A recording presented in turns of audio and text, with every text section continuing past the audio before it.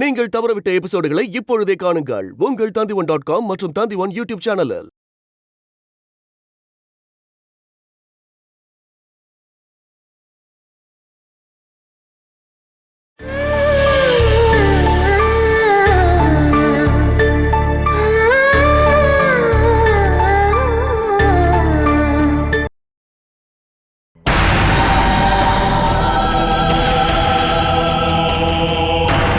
பாரு, உன் புருஷன் உனக்கு உயிரோட வேணா மரியாதை இங்க இருந்து கூட்டிட்டு போயிடு. அதுக்கப்புறம் தேவையில்லாம நீங்க உட்காந்து அழுதுட்டு இருந்தா உன்னையும் உன் குழந்தையை தூக்கி நான் வெளியில வீசிடுவேன். இதெல்லாம் என்கிட்ட சொல்றதுக்கு நீ யார்? எனக்கு நீ யாரு வெளியில தூக்கி போடுவேன்னு சொல்ற? அத பண்ற தைரியம் உன் மனசுக்குள்ள இருந்தா பண்ணு. நீ எதுக்காக இங்க வந்திருக்க? நானும் என் குழந்தையும் நிம்மதியா வாழணும். நாங்க தான் உன்னை முழுசா ஒதுக்கி வச்சுட்டோமே, அப்புறம் எந்த மூஞ்சி வச்சுக்கிட்டீங்க வந்த? அதுக்கான பதில நான் உன்கிட்ட சொல்ல வேண்டிய அவசியம் இல்லை. என்ன இந்த வீட்டுக்குள்ள கூட்டிட்டு வந்த மனுஷன் இங்கதான் எங்கேயோ இருக்கான், போய் அவன்கிட்ட கேளு. கேட்கறது மட்டும் இல்ல, அவனுக்கு அடியும் இருக்கு. நான் அப்படி பண்றதுக்கு முன்னாடி ஒரு மரியாதைக்காக உன்கிட்ட சொல்லிட்டு போலான்னு வந்தேன். இங்க யாருக்கு மரியாதை இருக்கு? அப்படி ஒண்ணு இருக்கா? ஒரு வருஷமா நீ உன்னுடைய அக்காவை பார்க்க வரல. நான் பெத்தெடுத்த குழந்தைடா இத கொஞ்சம் பாரு. நீ இதை பாக்குறதுக்காக சொல்லல, இந்த குழந்தை உன்னை பாக்குறதுக்காக சொல்றேன். கொஞ்சம் கூட பாசம் இல்லாத தம்பி ஒருத்த அம்மாக்கு இருந்தான்னு எப்பயாவது ஒரு நாள் நான் இவகிட்ட சொல்லிடுறேன்.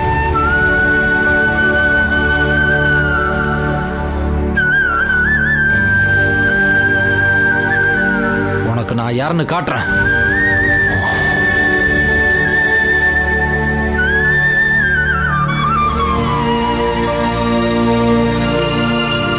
நீ பயப்பட வேண்டாம். இங்க இருக்கிறவங்க எல்லாருமே மனசளவுல ரொம்ப தூரம் போயிட்டாங்க. அவங்களுக்கு கேட்கணும்னா சத்தமா சொல்லணும். அதை கேட்டு நீ பயப்பட வேண்டாம்.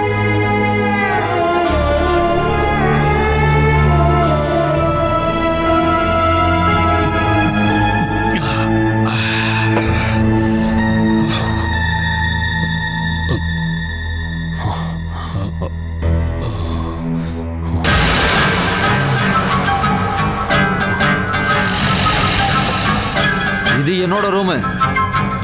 இது என்னோட ரூம்னு சொன்னேன். அப்படியா? எனக்கு தெரியாதுப்பா.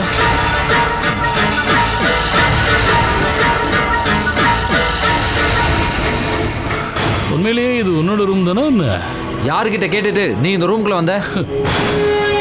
நீ இங்க தண்ணி அடிக்கவும் சிகரெட் பிடிக்கவும் நான் சம்மதிக்க மாட்டேன். வைத்தியக்காரத்தனமா பண்ணாத. இப்படி சின்ன பொழுதுனமா பேசிட்டு இருக்காத. இந்த ரூம்ல நான் உட்காந்து படிக்கிற டேபிள் இது. தேவையில்லாம பிரச்சனை பண்ணா முதல்ல இங்க இருந்து வெளில போயிடு. உள்ள வந்துட்டும்பா. சார் வந்து உட்காருங்க. வாங்க. எனக்கு தெரியும், முதல்ல நீ வெளில போ.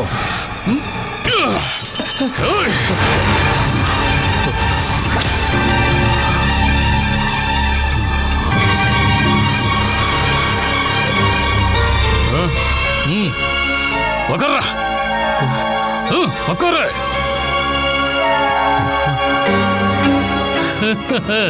அப்படின்னா உன்னால நான் சொல்றது எல்லாத்தையும் கேட்க முடியும், அப்படித்தானே?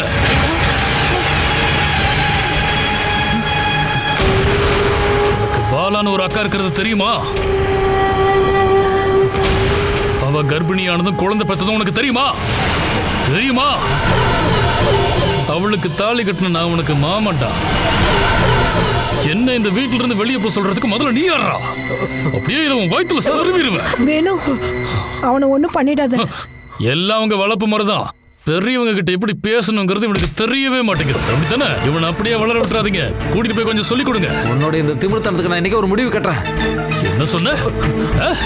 டேய், நீ ஒண்ணும் அவன்கிட்ட சண்டைக்கு போகாத. ரவுடித்தனம்னா என்னங்கிறத நான் இப்ப உனக்கு சொல்லி தரேன்டா. ஐயோ அஜய், ஐயோ விடுடி. நான் உனக்கு நீங்க பாட கத்து கொடுக்கறேன்டா. என் பையன். நீ தடுப்பு கிளவி. டேய் அஜய், எங்கடா? அஜய், வெளியே போடி. ஐயோ ஐயோ.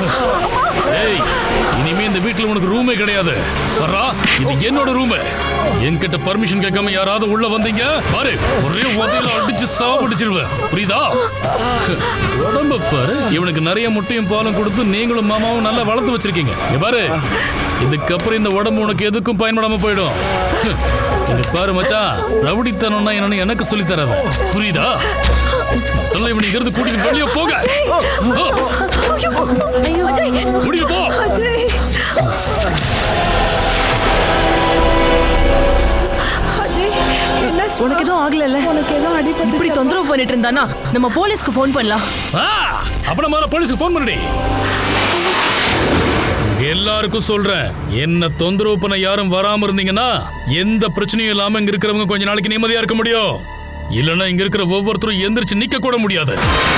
சொல்லிட்டேன். நான் இங்க இருந்து எப்ப போகணும்னு நினைக்கிறேனோ அப்ப போயிடுவேன். புரிஞ்சுதாடா? பாரு, நீ ஏதாவது இந்த ரூம்ல இருந்து எடுக்கிறதா இருந்தா நான் இல்லாத நேரமா பார்த்து எடுத்துட்டு போயிடணும். இதுக்கப்புறம் நான் இந்த ரூம்ல உன்னை பார்த்தேன், உன் முட்டி ரெண்டையும் உடைச்சு போட்டுருவேன். பார்த்துக்கிட்டு நிக்காம அங்கிருந்து கூட்டிட்டு போங்க அவனை. பாப்பா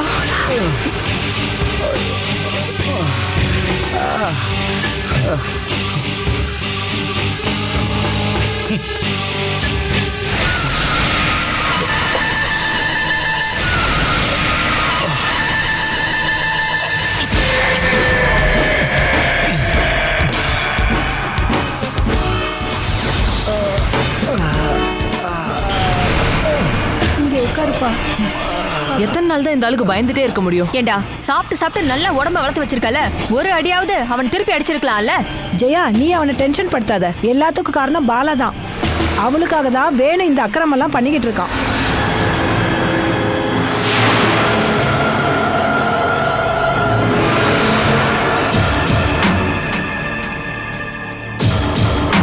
அத்தை, வேணு பாலாவை எங்க கூட்டிட்டு போயிருக்கான்னு உங்களுக்கு தெரியுமா? உனக்கு அவளை பார்க்கணும்னா நீ போய் தேடி பாருடி. பாலா இங்க இருந்து போயிட்டான்னு சொல்லி நீங்க தயவு செஞ்சு ரொம்ப சந்தோஷப்பட வேண்டாம். முன்ன மாதிரியில அவ இப்ப ஒண்ணும் இல்ல. அவ கையில ஒரு குழந்தை இருக்கு. அம்மாக்கும் குழந்தைக்கும் ஏதாவது நடந்துருச்சுன்னு மகளிர் உரிமைக்கு தெரிஞ்சிருச்சுன்னா அவங்க முதல்ல உங்களை தான் வந்து அரெஸ்ட் பண்ணிட்டு போவாங்க. என்னடி, பாலாவையும் குழந்தையையும் நான் தான் பாத்துக்கணும்னு சொல்லி ஹியூமன் ரைட்ஸ் என்ன சொல்லியிருக்கா என்ன? இந்த ஜெகதம்மாட்ட யாராவது கேட்க வந்தாங்கன்னா பாரு, அப்படியே அறுத்து தள்ளிடுவேன், பாத்துக்கோ. ஐயோ கடவுளே, அம்மா அவளை கொண்டுருவாங்க போட்டிருக்கேன். இந்த ஜெகதம்மா யாருன்னு உனக்கு புரியவே இல்லை. ஒண்ணும் பண்ணிடாத, எதுவா இருந்தாலும் நம்ம பேசி தீர்த்துக்கலாம். கத்தி முதல்ல கொடு. கத்தியை வச்சு விளையாடாத. என்ன பிரச்சனைன்னு இப்போ சொல்லு. நீ என்னடா பைத்தியமா? அது சரி, உங்க 2 பேருக்குள்ள நடந்த சண்டையை நிப்பாட்டின பாரு. ஆயுதத்தை தூக்கி போட்டா உங்களுக்கு பைத்தியம். அம்மா, நீ இவளை குத்திட்டு ஜெயிலுக்கு போனாலோ இல்ல இவ செத்து போனாலோ நஷ்டம் எனக்கு தான். நான் இங்க காய்கறி கட் பண்ணிட்டு இருந்தேன்டா. என்னது, காய்கறி கட் பண்ணிட்டு இருந்தியா? நான் என்ன நினைச்சேன்னா உங்க 2 பேருக்குள்ள ஏதோ சண்டைன்னு நினைச்சுக்கிட்டேன். சாரிமா. நீங்க இவ்வளவு நேரமா எங்க போயிருந்தீங்க? வேணு பாலாவையும் குழந்தையும் கூட்டிட்டு எங்க போனாருன்னு உங்களுக்கு தெரியுமா? எனக்கு எந்த விவரமும் தெரியாது. எந்த விவரமும் தெரியலன்னு நீங்க சொல்லவே வேண்டாம். என்ன? வேணு உங்ககிட்ட ஏதாவது சொன்னாரா என்ன? கொஞ்ச நாளாவே அவ என்கிட்ட எந்த விஷயத்தையும் சொல்றது இல்லம்மா. அவ எங்கேயாவது போட்டுண்டி, உனக்கு என்னடி பிரச்சனை? எனக்குள்ள கொஞ்சமாவது மனசாட்சி இருக்கு, அதனாலதான் உங்ககிட்ட கேக்குறேன். நீ இங்க இருக்கிற வேலையை மட்டும் பார்த்தா போதும். இங்க இருந்து போனவ எங்கேயாவது போய் தொலையிட்டோம். பாரு, நீ அந்த கத்தி எடுத்துட்டு வந்து காய்கறி கட் பண்ணு. எந்த வேலையும் இல்லாம சும்மா இருக்கும் போதுதான் இந்த மாதிரி யோசனை எல்லாம் வரும். நீ ஒண்ணு சும்மா இருக்க வேண்டாம். நம்ம வீட்டை சுத்தி விழுந்திருக்கிற தென்னை மட்டையெல்லாம் எடுத்துட்டு வந்து அதை சீவி விளக்குமாறு செய். ஒரு விளக்குமாருக்கு 10 ரூபாய் தர்றதா நம்ம சுகுமாரன் சொல்லியிருக்காரு. பாரு, தயவு செஞ்சு நீ அந்த வேலையை மட்டும் செய். இது நல்லா இருக்கே. ஒரு நாளைக்கு 10 விளக்கமாறு ரெடி பண்ணா 10 × 10 100 ரூபாய். 100 ரெடி பண்ணா 1000 ரூபாய். ஓ, முதலே இல்லாத ஒரு நல்ல பிசினஸ். என் அம்மா ரொம்ப பிரில்லியன்ட் தான். ஆமா, இந்த வீட்ல 3 ஆம்பளைங்களையும் ஊருக்கும் வீட்டுக்கும் அடங்காதவங்கள மாத்தினதால அவங்க பெரிய பிரில்லியன்ட் தான். பாரு, அம்மா ஒரு சம்பவக்காரின்னு நீ மனசளவுல ஒத்துக்கணும்டி. அதெல்லாம் என்னால முடியாது. என்னங்க, நீங்க எனக்காக ஒரு வேலையை பண்ணுங்க. வேணு பாலாவையும் குழந்தையும் கூட்டிட்டு எங்க போனான்னு கொஞ்சம் தேடி பாருங்க. அவங்களோட கதையை முடிக்கிறதுக்கு தான் கூட்டிட்டு போயிருப்பான்னு தோணுது. அந்த மாதிரி கொல்ற எண்ணெல்லாம் அவங்க கிட்ட கிடையாது. பாலா கண்டிப்பா உயிரோட தான் இருப்பா. அது எங்கன்னு நம்ம தெரிஞ்சுக்கணும். தெரிஞ்சுக்கிட்டு அவளும் குழந்தையும் உயிரோட இருக்காங்கன்னு தெரிஞ்சா எனக்கு கொஞ்சம் நிம்மதியா இருக்குங்க. என்ன அனுசரிக்கிறவங்க மட்டும் இங்க இருந்தா போதும். வேற யாரோட என்ன வெளியே அனுப்ப நினைக்கிறீங்க? சொல்லுங்கடா. யாருக்குடா அந்த தைரியம் இருக்கு? நீ என் வயித்துல இருந்து உருவான நாள்ல இருந்து கேக்குற அட்டகாசம் தானே இதெல்லாம். இப்ப அந்த சத்தத்தை கேட்கும் போதெல்லாம் நீ புரிஞ்சுக்கணுமா, அது உன்னுடைய அப்பான்னு.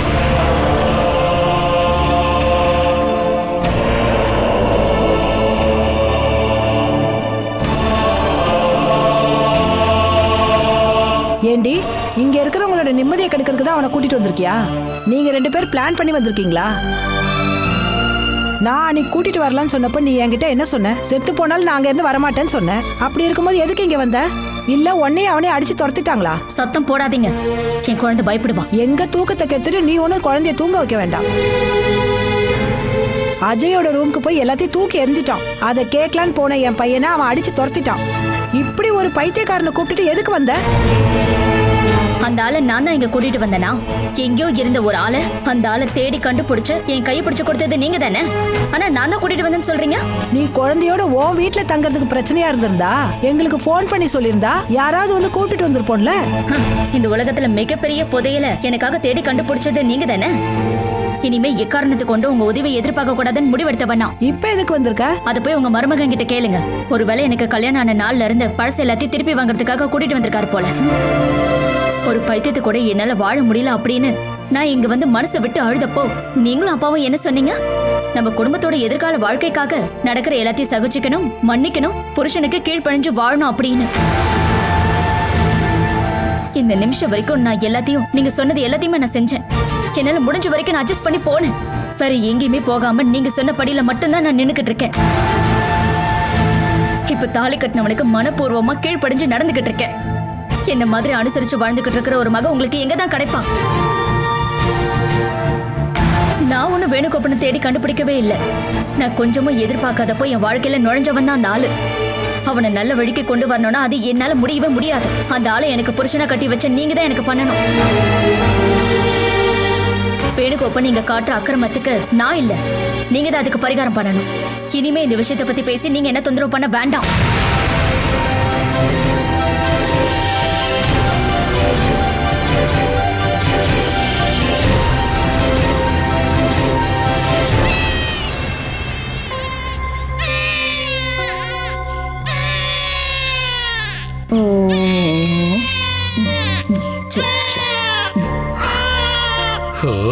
நீ எதுக்கடி குழந்தைய தூக்கிட்டு இப்படி சுத்திட்டு இருக்க? அப்படின்னு ஒரு வேலை பண்ணுங்க. நீங்க வந்து தாலாட்டு பாடி அவளை தூங்க வைங்க. நான் பாடுறேன்டி. தாலாட்டு பாட்டு இல்ல, உன்னோட ஒப்பாரி பாட்டு. என் காதல இருந்து ரத்தம் வர மாதிரி ஒரே அழுக. ஒரு துணியை போத்தி குழந்தைய தூங்க வைடி. தொட்டில் இல்லாம குழந்தை தூங்க மாட்டான். நான் தான் உங்ககிட்ட சொன்னல இந்த ரூம்ல ஒரு தொட்டில கட்டி கொடுங்கன்னு. உங்க அம்மா கிட்ட சொல்லிருக்கல. நான் இங்க இருக்கிற யாரோடைய ஹெல்ப்பையும் எதிர்பார்க்க மாட்டேன். குழந்தை தூங்கணும்னா எனக்கு ஒரு தொட்டில் வேணும். நீ எதுக்கு இப்ப தேவையில்லாத வேலையெல்லாம் பண்ணிட்டு இருக்க? நான் உங்ககிட்ட தங்க தொட்டில் எதுவும் கேட்கவே இல்லையே. என்னால இது மேல ஏறி தொட்டில் கட்ட முடியாது. தொட்டில் தானே, அதை இன்னைக்கு ராத்திரியே கட்டி தொலைக்கிறதுக்கு ஏற்பாடு பண்றேன். பாரு, இது காலை பிடிச்சி தரையில் அடிக்கிறதுக்குள்ள இதோட அழுகி நிறுத்த சொல்லுதுகிட்ட. என் கையோலே தான்.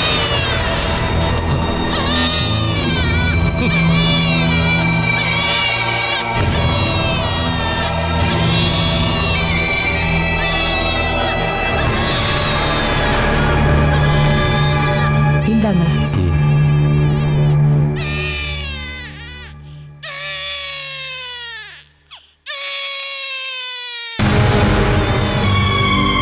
பையன் அனுப்புற காசை செலவு பண்ணாம இருக்கிறதுக்காக தான் காலையிலே இங்கிருந்து போய் ஒரு ரியல் எஸ்டேட் புரோக்கர் கிட்ட வேலை பார்க்க வேண்டியதா இருக்கு.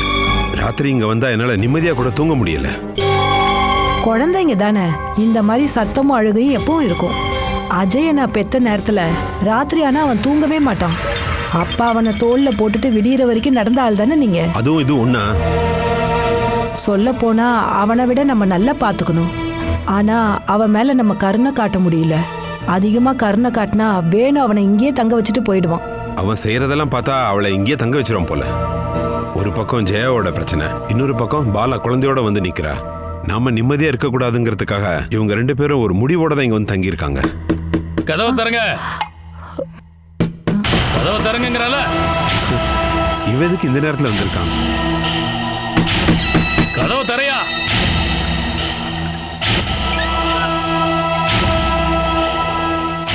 பக்கத்து ரூம்ல உங்க பொண்ணும் பேத்தியும் இருக்கிறது உங்களுக்கு தெரியும்ல.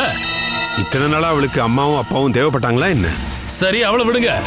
நீங்க தேடி வந்தீங்களா? இல்ல இல்ல, அதனாலதான் அவளை கூட்டிட்டு நான் இங்க வந்திருக்கேன். அவளை நீங்க நல்லா பாத்துக்கணும். அவ இருக்கிற ரூமுக்குள்ள குழந்தைய தூங்க வைக்கிறதுக்கு ஒரு தொட்டில் கட்டணுமா. அதை நீங்களோ இல்ல மாமாவோ யாரு கட்டினாலும் பிரச்சனை இல்லை. ஆனா காலையில் நாங்க வந்து பார்க்கும்போது அங்க தொட்டில் இருக்கணும். நீ என்ன எங்களை பயமுறுத்தி பாக்குறியா? ஆமாயா, உங்ககிட்ட எல்லாம் மரியாதையை சொன்னா நீ கேட்க மாட்ட. அதனாலதான் பயமுறுத்தி அதை செய்ய வைக்கிற. அந்த ரூம்ல இப்பவே போய் நீ தொட்டில கட்டி வைக்கணும். இல்லன்னா இனி வரப்போற ஒவ்வொரு ராத்திரியும் இந்த ரூமுக்குள்ள நீ நிம்மதியா படுத்து தூங்கவே முடியாது. எல்லாத்தையும் அடிச்சு உடைச்சு நாசமாக்கிறவன் பாத்துக்க. உனக்கு அந்த அளவுக்கு தைரியம் இருந்தா அரு தெரிடா பாப்போம். என்னங்க நான் யாருன்னு காட்டுறேன்டா, பாக்குறியா? சொன்ன கேளு. வேணும் நீ பிரச்சனை பண்ணாத. ஒரு தொட்டில் தானே, நான் கட்டி கொடுத்துறேன். சுதா வேண்டாம், நீங்க எந்த பிரச்சனைக்கு போக வேண்டாம். வேணும் நீ போய் தூங்கு. குழந்தைக்கு நான் தொட்டில் கட்டி கொடுக்கறேன். சத்தியமாவா? ஆமா. நாளை காலையில் நான் எந்திரிக்கும் போது தொட்டில் மட்டும் அங்க இல்லன்னா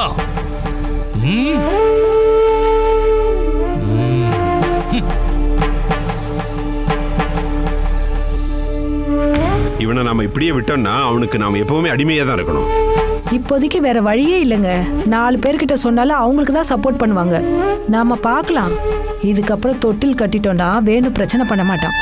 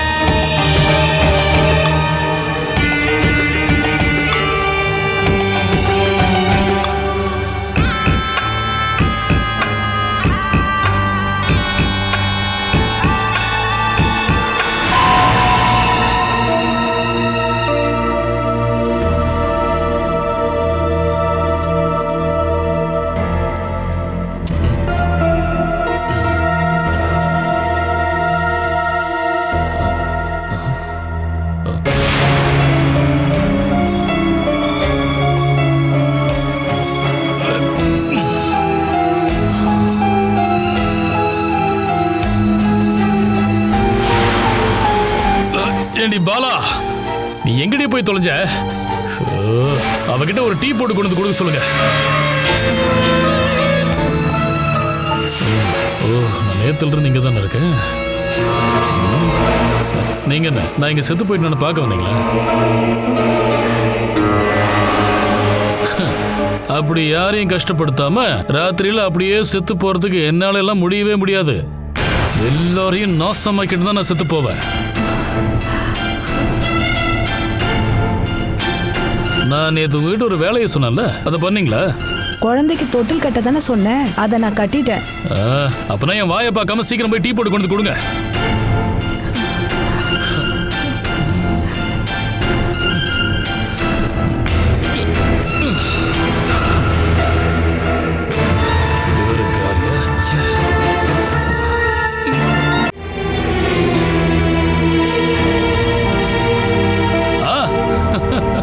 மாமியாருக்கு என் மேல எவ்வளோ பாசம். எல்லா விஷயத்திலயும் இந்த மாதிரி பாசத்தை காட்டணும். அம்மாவோட நடவடிக்கையை பார்த்து தானே உங்க 2 பொண்ணுங்களும் இப்படி பந்தாவை சுத்திட்டு இருக்காங்க. இதோ பார் வேணும், நீ தேவையில்லாம இந்த மாதிரிலாம் பேசிட்டு இருக்காத. அது மட்டும் இல்லாம நாங்க உங்ககிட்ட என்னதான் தப்பு பண்ணிட்டோம்? நான் ஏதாவது பேசுறதுக்கு முன்னாடி இங்கிருந்து போயிடுங்க. அது மட்டும் இல்லாம நான் ஒரு ரவுடின்னு எல்லாரும் சொல்லிட்டு இருக்காங்க. இதுக்கப்புறம் நான் என் மாமியார் அடிச்சிட்டா அப்படிங்கிற பேரும் எனக்கு வேண்டாம். போங்க போங்க போங்க.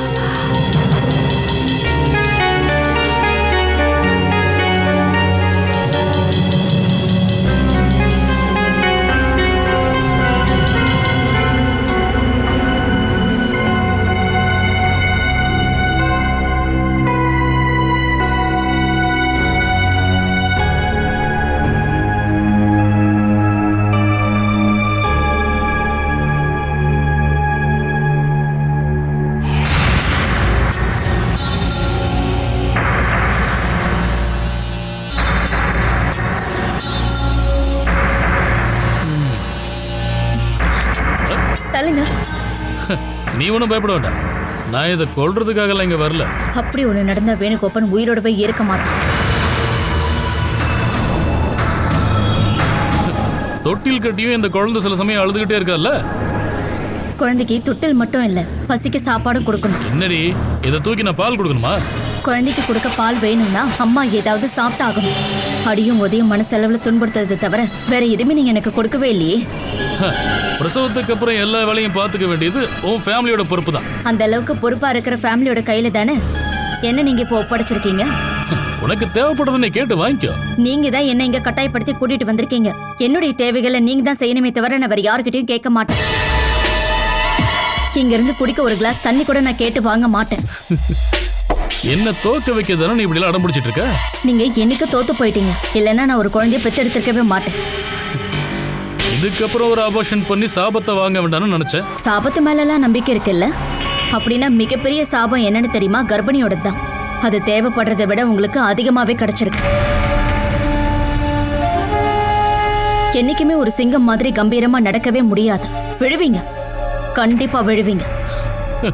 அதுக்கு முன்னாடி நான் அடிக்கிற அடியில உன் உடம்புல காயம் ஏற்பட்டு நீ கட்டில படுக்காம பாத்துக்க.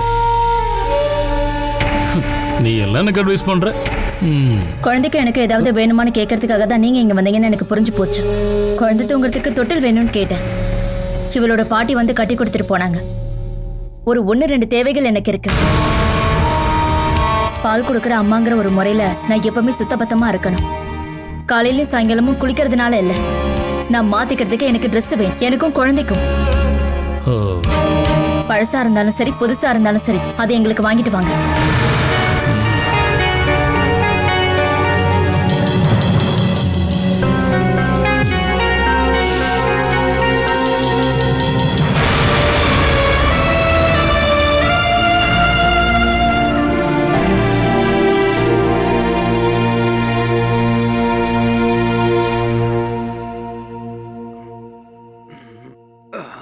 இந்தாப்பா.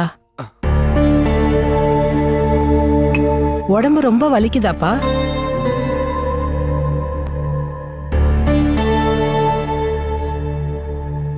என் பையன் எழுதவோ படிக்கவோ ஒரு ரூம் கூட இல்லாம போயிடுச்சே. இத பாரு, அந்த கேடு கெட்டவன் கூட இனிமே நீ சண்டைக்கே போக வேண்டாம்.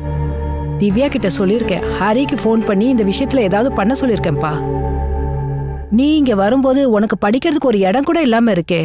படிக்கிறதுக்காக நான் ஒன்றும் எழுதலை. போலீஸ் ஸ்டேஷனில் ஒரு கம்ப்ளைண்ட் கொடுக்க போகிறேன்.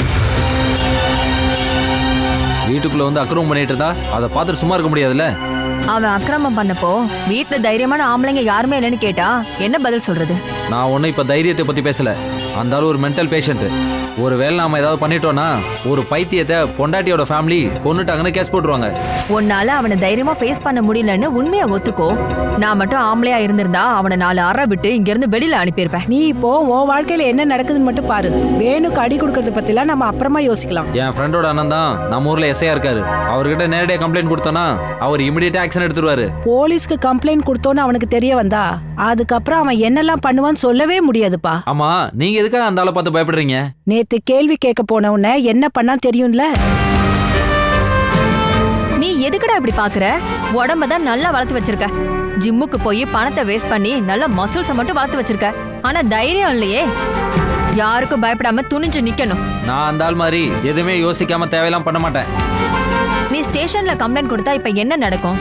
அவங்க உனக்காக மட்டும் ஒரு நாள் அவனை உள்ள போட்டுட்டு 2 அடி அடிப்பாங்க. அதுக்கப்புறம் என்ன பண்ணுவாங்க? பொண்டாட்டிய அவ வீட்ல பிரசவத்துக்காக கொண்டு போய் விட்டேன்னு அவன் சொன்னானா அவனை வெளியில விட்டுருவாங்க. அவனை மட்டும் போலீஸ் அடிச்சதுன்னு வச்சுக்கோ, அதுக்கப்புறம் வேணும் நம்ம எல்லாரையும் உண்டுலன்னு பண்ணிடுவான். அப்படின்னா அவங்களை இங்க இருந்து அனுப்புறதுக்கு வேற என்னதான் வழி இருக்கு சொல்லுங்க. உன் ஃப்ரெண்ட்ஸ் எல்லாம் உன்ன மாதிரி கோழையான ஆளுங்களா என்ன? இப்படிலாம் பேசி ஒன்னும் என்ன அசிங்கப்படுத்த வேண்டாம். நல்ல தைரியமான ஒரு 3 ஆம்பளைங்களை கூட்டிட்டு வந்தா வேணும் 2 தட்டு தட்டி அவன் காலை உடைச்சிடலாம். வேணும் இல்லாதப்போ பாலாவை நம்ம ஈஸியா இங்க இருந்து வெளியில அனுப்பிடலாம். இப்ப நீ போலீஸ் ஸ்டேஷனுக்கு போனீனா எந்த வேலையுமே நடக்கவே நடக்காது. இப்ப என் மனசுக்குள்ள ஒரு ஐடியா வந்திருக்கு. அவனை நான் பாத்துக்கிறேன்.